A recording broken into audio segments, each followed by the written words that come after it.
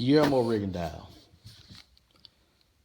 His last fight, like I said in my post-fight video, was a little lackluster, even to me. And I'm the guy that likes boxing. I mean, I like brawling. I like knockouts. I like a guy outclassing his opponent, hitting and not getting hit. I like combinations. I like pot shot, and I like boxing. Boxing is rarely boring to me, ever. Just like I would assume that a good tennis match is rarely boring to a tennis fan, or golf is rarely boring to a golf fan. I'm rarely bored when I'm watching boxing, but in that occasion, it was a little.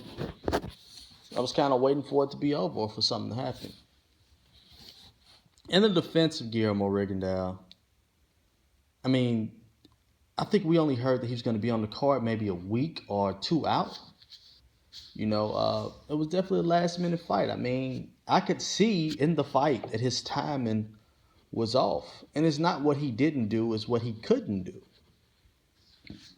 I don't know if it's age, if it's the layoff. I don't know if he will ever get it back, but I'm not going that far. I think he still looked well. I think he still won 10-0, even though I expected more. And I think that's pretty much what it was. It just wasn't up to my expectations. And I wanted him to silence the critics, but there's no way to silence the critics. There's no way to silence them. I mean, they enjoy criticizing everything. I've even watched critics change their tune to criticize a guy. Like, they'll say a guy's a bum and he's going to lose. Let's take Canelo and Cotto. Canelo's going to lose. He's no good, right? And then he wins. Well, he only won because he was big. But then he came in at this weight. But that's the same excuse they gave Brandon Rios, who I happen to like more than Bradley, actually. That's the same excuse they gave to Brandon Rios. Oh, he came in too big. He was out of shape. So being big in the case of Canelo is an advantage. But being big in the case of Brandon Rios is a disadvantage. And this will come out of the same people's mouth. No, Canelo just performed well. Putting on weight is a part of fighting Canelo, fighting a bigger guy sometimes, Anyway, back to Guillermo Rigondeaux. He didn't really have much time. I mean, it wasn't a full training camp, and his timing was off. It's not what he didn't do, it's what he couldn't do. I mean, think about it. In the first round, when he landed the left hand and backed the guy up, right? He probably threw, maybe 60, 70 more left hands since then. Had those left hands had the same effect or landed and hit the target, we were looking at a different fight. It's really that his opponent, his timing was extremely off, and his opponent was able to close distance faster, causing him to use his feet for defense and sometimes clinching. That's all it was. He wasn't able to catch his opponent coming in, and that's something that can definitely be corrected with a full training camp.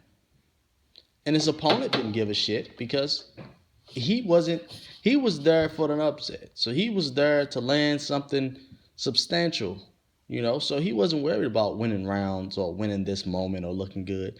His goal was to rush in, try to close the distance as quickly as possible and try to land something.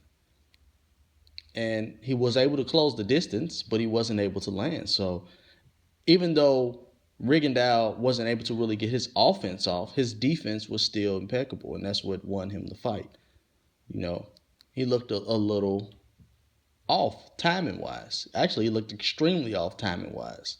Because normally that left hand, it lands and it lands and it lands and it lands. And it's landed against higher caliber opponents. So I'm not making excuses for the guy, but you can't just throw the guy under the bus for taking a quick fight and looking like he took a quick fight.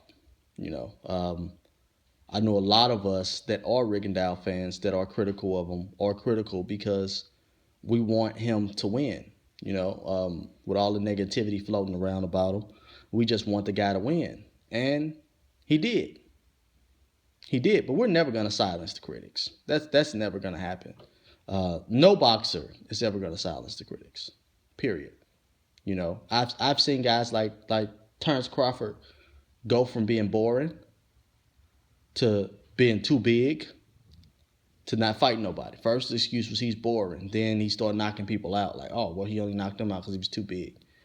and now it's like, oh well, he hasn't fought anybody. So you're never gonna silence the critics because they're just gonna keep changing their tone and finding something else to nitpick about. So congrats, man. Congrats to Rigo. Um, don't be too hard on the guy. Let his haters do that.